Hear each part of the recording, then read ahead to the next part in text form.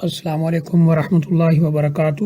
الحمد للہ رب العالمین والعاقبۃ للمتقین والصلاۃ والسلام علی اشرف الانبیاء والمرسلین نبینا و رسولنا و حبیبنا محمد وعلی آلہ واصحابہ اجمعین، اما بعد۔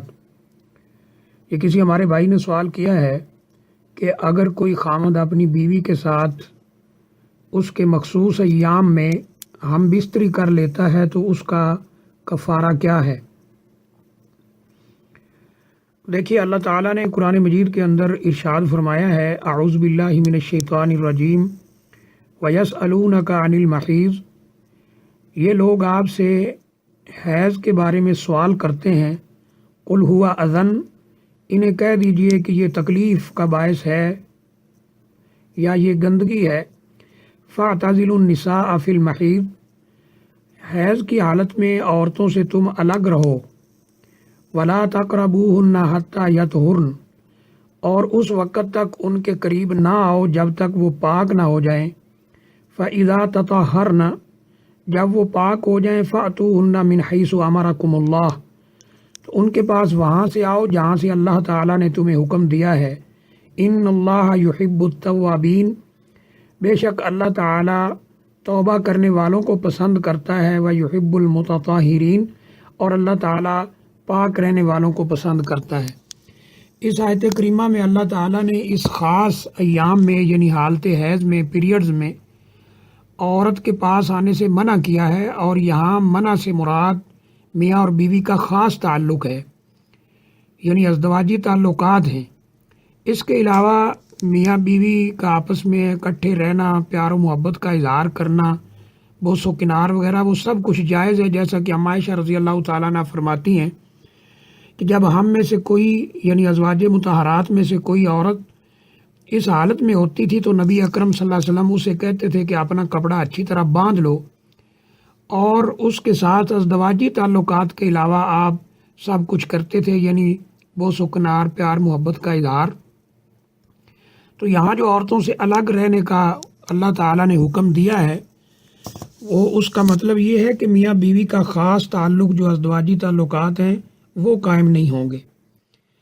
لیکن اگر کوئی شخص اس حالت میں بیوی کے ساتھ تعلق قائم کر لیتا ہے تو ایسی شکل میں سب سے پہلا کام جو اسے کرنا ہے وہ یہ ہے کہ وہ اللہ تعالیٰ سے توبہ استغفار کرے، اور جو اس نے اللہ تعالیٰ کا یہ حکم توڑا ہے اس پر نادم ہو، اللہ تعالیٰ کے سامنے اپنی غلطی کا ذکر کر کے روئے، شرمندہ ہو، اور آئندہ ایسا نہ کرے، اور آئندہ ایسا نہ کرنے کا پکا عزم بھی اللہ تعالیٰ کے ساتھ کرے۔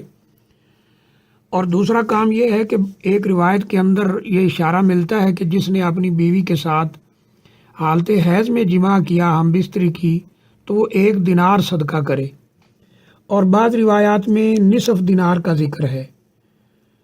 تو شاید یہ ہو سکتا ہے کہ جس کے پاس طاقت ہو وہ 1 دینار، اور جس کے پاس نہ ہو وہ آدھا دینار صدقہ کرے۔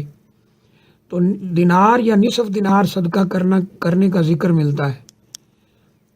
جو اس وقت کا دینار ہے وہ آج کل کے سونے میں جب ہم اس کو دیکھتے ہیں، اس کا وزن دیکھتے ہیں، تو یہ تقریباً 4.4 یعنی 4.4 4.25 یا اس سے کچھ زیادہ، یعنی یہ بنتا ہے اتنے گرام، 4.4 گرام سونے کا وزن اس وقت کے دینار کا تھا۔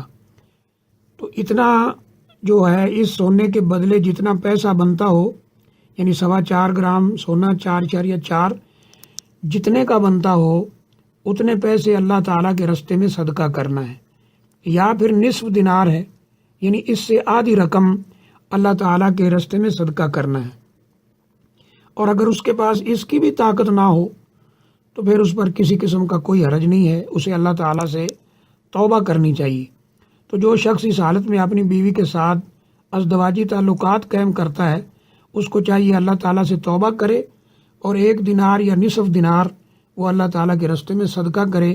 اگرچہ بعض علماء نے اس حدیث کی سند پہ کلام کیا، لیکن بہت سے محققین علماء اس کو قبول بھی کرتے ہیں۔